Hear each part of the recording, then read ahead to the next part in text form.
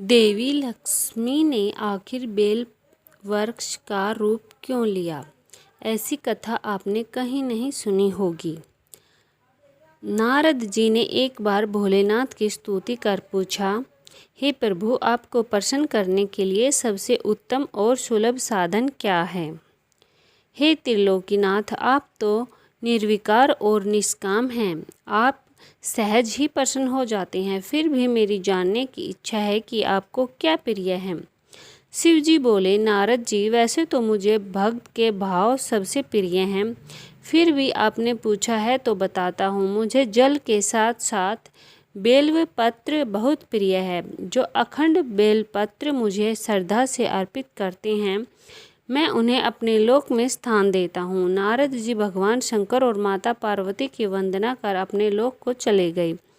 उनके जाने के पश्चात पार्वती जी ने शिव जी से पूछा, हे प्रभु, मेरी यह जानने की बड़ी उत्कट इच्छा हो रही है कि आपको बेल पत्र इतने प्रिय क्यों हैं। कृपा करके मेरी जिज्ञासा शांत करें। शिव जी बोले, हे शिवे, बिल्व के पत्ते मेरी जटा के समान हैं। इसका 53 यानी 3 पत्ते ऋग्वेद, यजुर्वेद और सामवेद हैं। शाखाएं समस्त शास्त्र का स्वरूप हैं।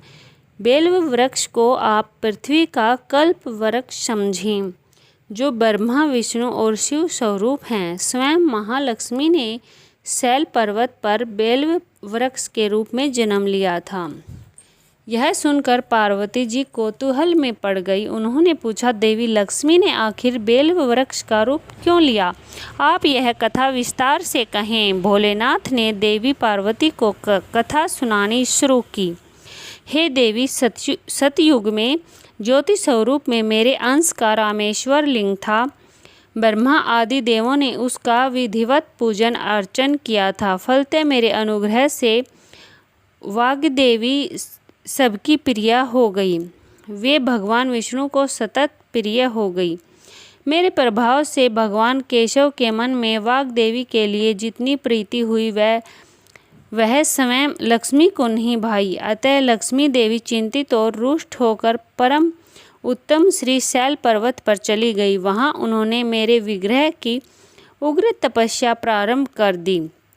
हे परमेश्वरी, कुछ समय बाद महालक्ष्मी ने मेरे विग्रह से थोड़ा ऊर्ध्व में एक वृक्ष का रूप धारण कर लिया और अपने पत्र पुष्प द्वारा निरंतर मेरा पूजन करने लगी। इस तरह उन्होंने कोटि वर्ष यानी 1 करोड़ वर्ष तक आराधना की। अंततः उन्हें मेरा अनुग्रह प्राप्त हुआ। महालक्ष्मी ने मांगा कि श्री हरि के हृदय में मेरे प्रभाव से वाग्देवी के लिए जो स्नेह हुआ है वह समाप्त हो जाए। शिवजी बोले, मैंने महालक्ष्मी को समझाया कि श्री हरि के हृदय में आपके अतिरिक्त किसी और के लिए कोई प्रेम नहीं है। वाग्देवी के प्रति तो उनकी श्रद्धा है। यह सुनकर लक्ष्मी जी प्रसन्न हो गई और पुनः श्री विष्णु के हृदय में स्थित होकर निरंतर उनके साथ विहार करने लगी। हे पार्वती, महालक्ष्मी के हृदय का एक बड़ा विकार इस प्रकार दूर हुआ था। इस कारण हरिप्रिया उसी वृक्ष में सर्वदा अतिशय भक्ति से भरकर यत्न पूर्वक मेरी पूजा करने लगी। बिल्व इस कारण मुझे बहुत प्रिय है और मैं बेल वृक्ष का आश्रय लेकर रहता हूँ। बेल वृक्ष को सदा सर्व तीर्थ में एवं सर्वदेव में मानना चाहिए, इसमें तनिक भी संदेह नहीं है। बेल पत्र, बिल्व फूल, बिल्व वृक्ष अथवा बिल्व काष्ठ के चंदन से जो मेरा पूजन करता है वह भक्त मेरा प्रिय है। बिल्व वृक्ष को शिव के समान ही समझो, वह मेरा शरीर है। जो बिल्व पर चंदन से मेरा नाम अंकित करके मुझे अर्पण करता है, मैं उसे सभी पापों से मुक्त करके अपने लोक में स्थान देता हूँ। उस व्यक्ति को स्वयं लक्ष्मी जी भी नमस्कार करती हैं। जो बिल्व मूल में प्राण छोड़ता है उसको रुद्र देह प्राप्त होती है।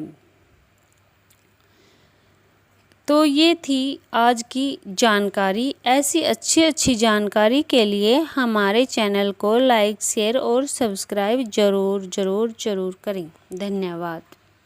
जय लक्ष्मी माता, जय भोलेनाथ की।